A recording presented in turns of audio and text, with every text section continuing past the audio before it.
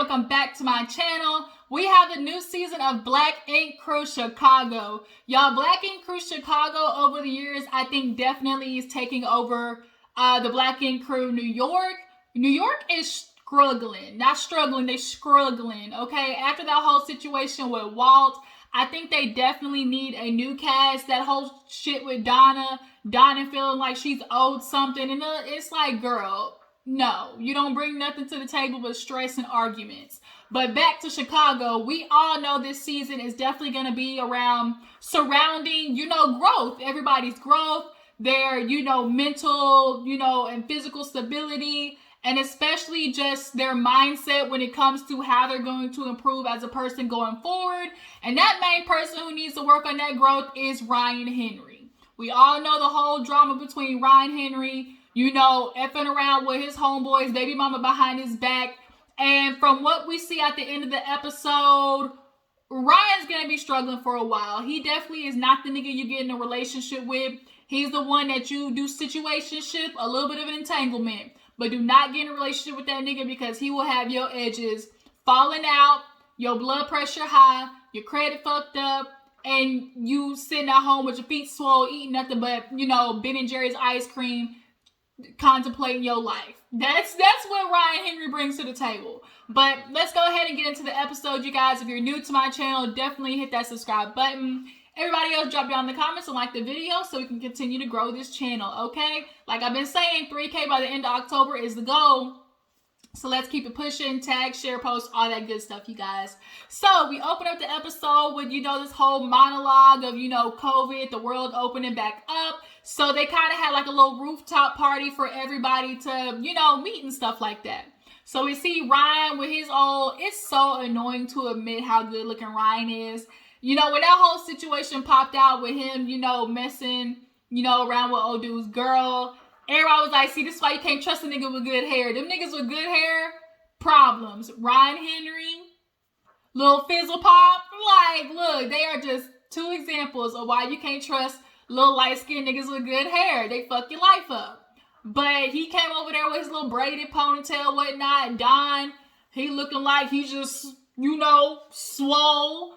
Phor, he got a girl pregnant, okay, and we're definitely going to see that breakdown this season. Charmaine, we all know she lost her mother, I think, like a year and a half ago, and she has her baby Nola, who is super gorgeous. So, they're all just kind of like talking. Phor is definitely in a weird position being with this girl. I can't remember her name. It's not Nina, is it? I don't think it's Nina. Is it Nina? What's the girl's name down in the comments? For some reason, the word Nina is popping in my head. But, nonetheless, the girl that he's with, they kind of started on some, let's work together on some music shit.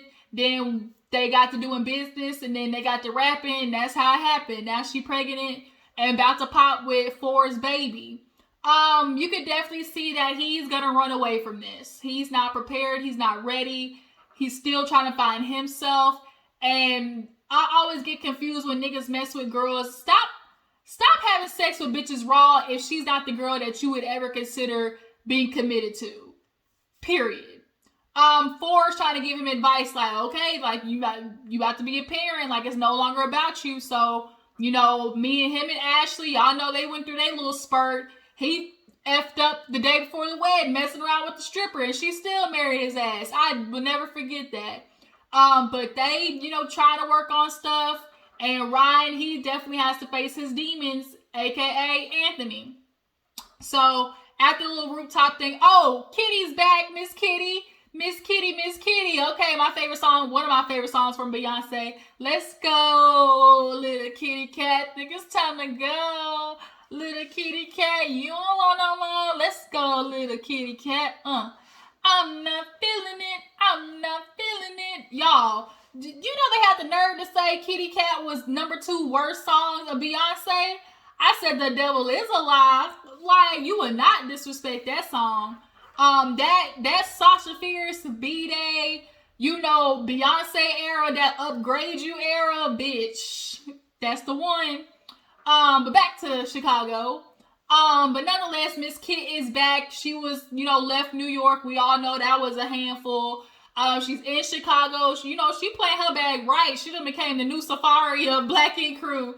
Cause no matter where Love and Hip Hop went, Safari was following. So wherever Black Ink Crew's going, Miss Kit is following. So she was working on like some makeup stuff, but then Charmaine asked her to come and be like, the brand director for, Second City Inc. Charmaine realizes that she's kind of abandoned Second City, obviously for family reasons. Her dad, now having cancer, dealing with that, but she's ready to, get things, back going. So we see Ryan at 9mag. 9mag is growing. They're looking for new artists. He's just, reminiscing on the fact that, we all remember how 9mag first started. Boy, ratchet realness. Speaking of, I wonder what's going on with Van. What's going on with Van? Have y'all heard any updates with him? Because I remember one time there was some whispers about Van working with Caesar and creating a Black Ink Crew like Houston or Dallas. So I wonder, why did Van and Ryan fall out? I'm trying to think. When it over business, Ryan, I forgot why they fell out. I wonder if Van will ever make a comeback. Because if Ryan can forgive Charmaine, then I'm sure Van and him, and I'm sure Van need the coin. Y'all jump down in the comments. Y'all got any updates on what's happening with Van? But nonetheless, Ryan wants some new artists and he wants females. We all know female in the tattoo industry, they don't get as much appreciation or show love. So they definitely want that. But you got to make sure they ain't Ryan's flavor, because Ryan, he is like the rich dollars. He's like the DJ, what's that dude's name? DJ Selfs of the industry. I'm going to be your manager. I'm going to be your boss. And then try to fuck on the side. You can't, Ryan, he'll F up his whole business. So Charmaine, Second City Inc., homeboy was in there tattooing, and then Kit came in. He ran to her oh my God, girl. He hugging her bitch, I missed you. You see what I've been dealing with? And you look around Second City Inc. and it is garbage. It is trash. The building is barely hanging on. He's like, man, we need you. Definitely need, to get more artists around here. Kids understanding they got a lot of responsibility. But I do think I understand why they're going to butt heads down the line. Because Kit's going to feel like she's doing a lot of the work, making a lot of the decisions. And Charmaine is low-key just coming in and taking credit. And I feel like that's why they're going to bump heads down the line. And Charmaine's really going to minimize what Kit is doing for Second City Inc. But Charmaine actually comes in. He's happy to see her. He's like, we're just ready to get back started. They actually go over to the wall where they see a mural of Fly Tatted that he did. It was super cute. It was unfortunate to hear about Fly passing away. I don't know if he was shot, if he was murdered or suicide. It was one of them. But super unfortunate. They just wish, he was there. It's super sad. So nonetheless, Charmaine is ready to get Second City Inc. back on and popping, because she is the only Black, woman-owned business in Chicago right now, and she wants to have that same credibility as 9mag. So we actually see Charmaine at her apartment with Neek, and they're holding the baby. Her name is Nola. Literally, the mama died right before Nola was born. So that's unfortunate. Charmaine always wanted her mom to at least see the baby, but she's there in spirit. But her dad, he's battling stage 4 cancer. Charmaine's thinking I wonder how long he's either known this or just been fighting, going to the doctor. Men of pride, they die because they don't want to go to the doctor. They don't want to feel weak, but it's your health is at risk, bruh.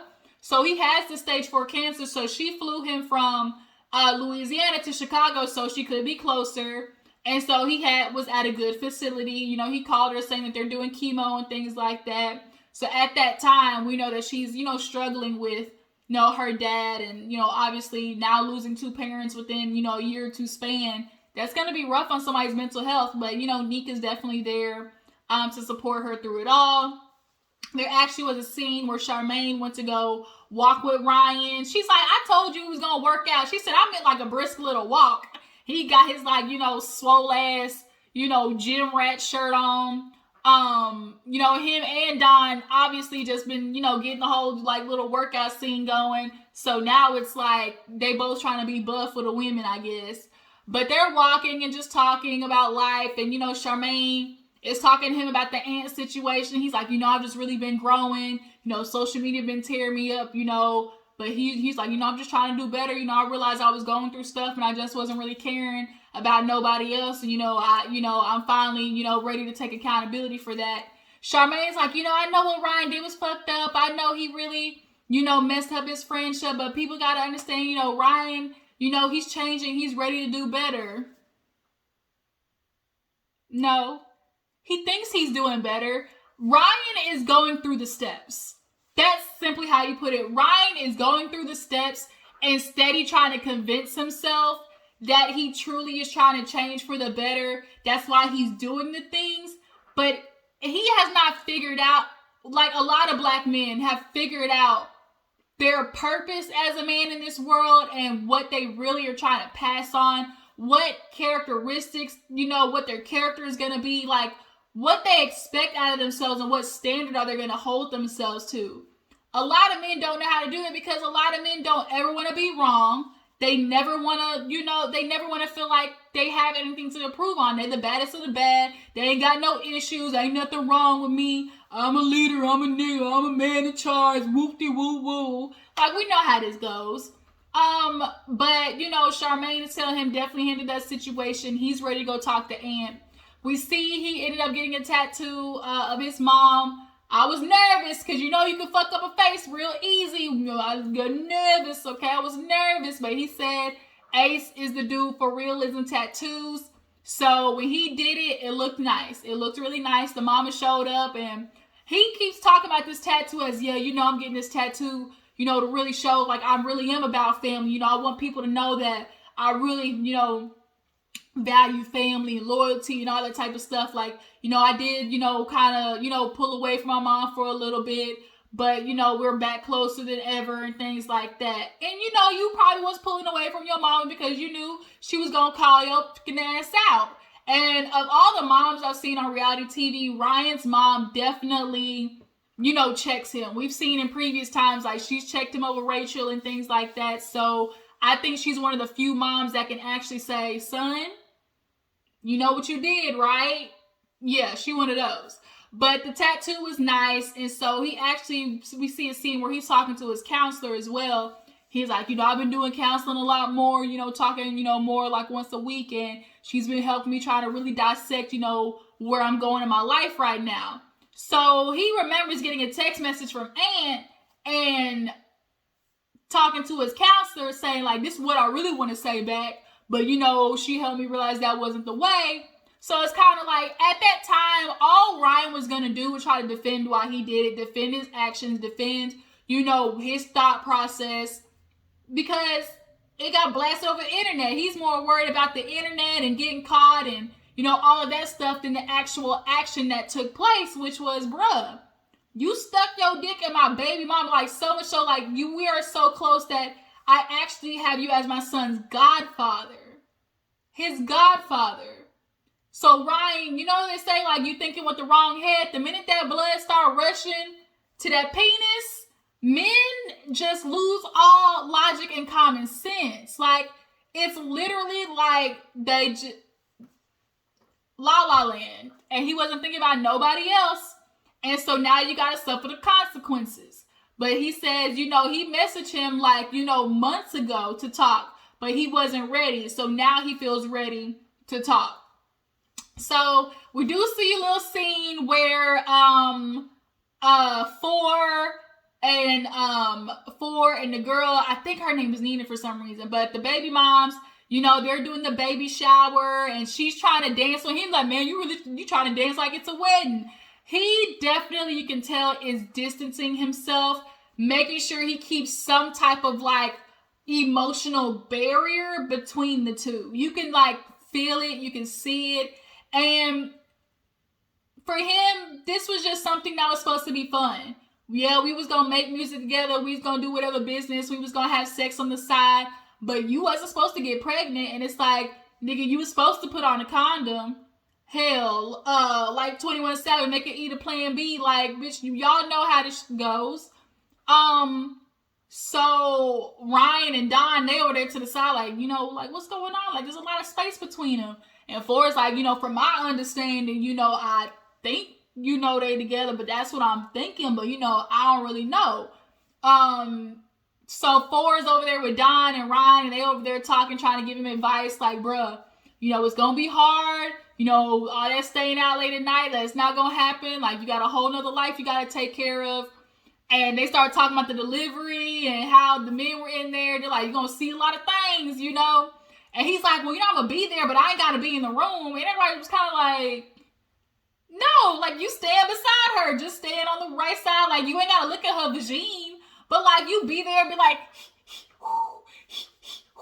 right beside her. That's how you show support. I'm going to stand beside her. It's your turn. But she was joking and stuff, and they're like, man, just get ready. She gonna constantly be throwing at you. See, you know, I was pregnant and I was dealing with this, and, you know, see, I should have never did this because I was handling this. Like, you don't respect this and that. And he's like, man, she already do that now. She already be throwing that in my face now.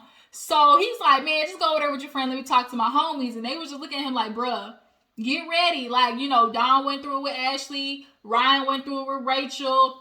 And he's like, you just got to understand, you need to be beside her. You need to support her, especially if she goes through postpartum, because that's shit as men we don't understand. A lot of men, you see how Dennis cheated on Portia? She was going through postpartum. She's in depression. She's not feeling like herself. Like, that's a very hormonal, you know, point in a woman's life. And she can't think about you right now because she's not thinking about herself. So you're going to have to pick up. And, you know, Phor's like, man, you know, I get it. You know, y'all, this is my first time, so I just got to figure it out on my own. You know, I'm my own man. I'm going to figure it out. And it's like, Phor is not ready at all. You can tell he is not ready.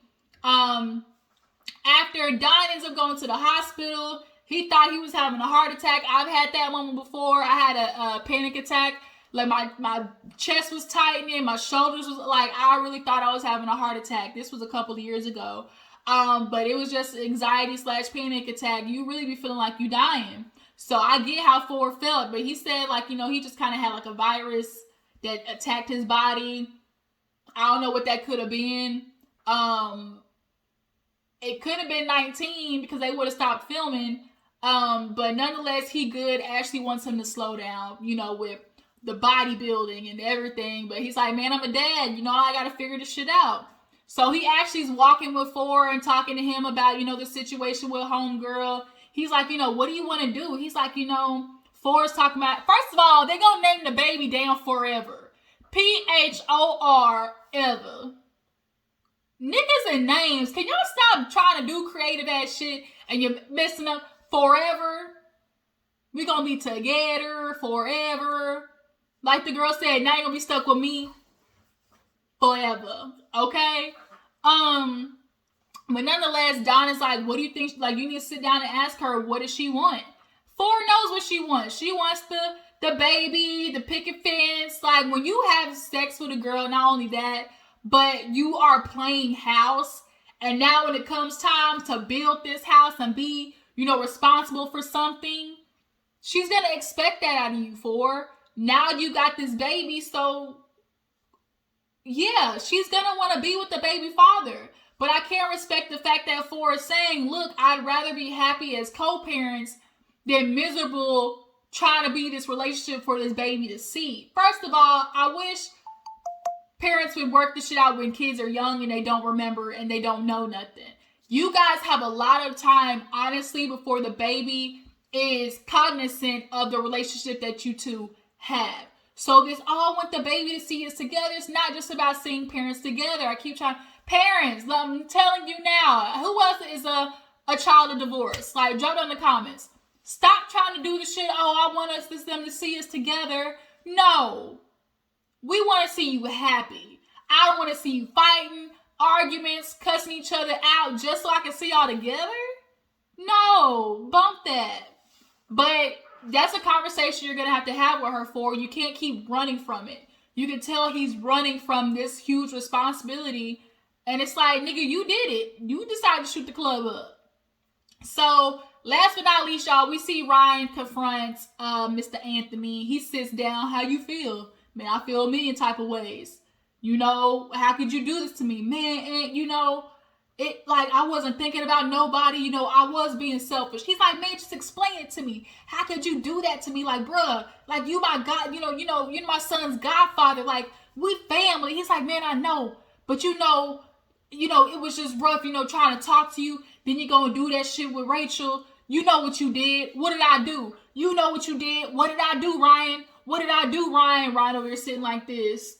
But in the confessional, he talking about, he went to Rachel knowing that's, the one thing that's gonna hurt me. Rachel has been putting up with your shit a long time, Ryan. From the fucking cat in the shower, cheating with her, getting back together, messing around. Like, she's been dealing with you, so I can understand how it's like, damn, again, nigga, I'm dealing with something with you again. And to this extent, like, in our circle, like, the baby moms of your godson. This man had cancer, like, all this, and you doing this? She's like, you're psychotic. And I'd be concerned too, because that's psychotic behavior. So dude is like, make it make sense to me. Like, you weren't even thinking about me. Like, nothing. He's like, man, no. He's like, it's just logic. He said, but that's not me. I don't have logic. And it's like, well, at least you admit something. Shit. Like, Ryan was in a phase of trying to soak himself, console himself. He was lost as a man, and there's nothing more dangerous than a lost man. It's just, they are dangerous people because they don't care about themselves and they will hurt everybody around them. And now, Ryan, you are thinking about how not only it's going to affect your relationship with your homie, but now the kid that's involved, because like you said, your kids and their kids are like their family. They hang out with each other. So now the kids are affected. All from one decision. He's like, man, I wasn't just sticking my dick in her, and thinking about, like, there was no part of doing that involved you. And I think Anthony wasn't hearing how it's the concept behind, I know I was messing with this woman, but it didn't have anything to do with you. And all he's thinking is, it should have everything to do with me. But it's like, no, like, I was dealing with shit. And so I was just messing up everything around me. So they basically was yelling back and forth, and that's kind of where the episode ended. So I'm sure that's where we pick up where, we leave off next time. But y'all drop it in the comments. Tell me how you feel about Ryan in this ant situation. Do you guys think Phor is going to be able to step up to the plate when it comes to being, necessarily in a relationship with old girl, or just being able to tell her he just wants to co-parent? And do you guys think Ryan is genuinely sorry? Do you actually think he's sorry, or he's sorry that he got caught? I feel like he's sorry that he got caught, and he's trying to convince himself that he's a better person. But Ryan, the truth is, you wouldn't have told him. Had that son pulled, you would never have told him. That's just the truth. You never would have told him. You can try to convince us that, I was going to tell him, I just wasn't ready. No, you would have never told him had you had the opportunity. So that's it, you guys. I'm going to watch Love and Hit Miami and try to get back to you guys. Definitely follow my Instagram and Twitter. And I will catch you guys next time. Deuces.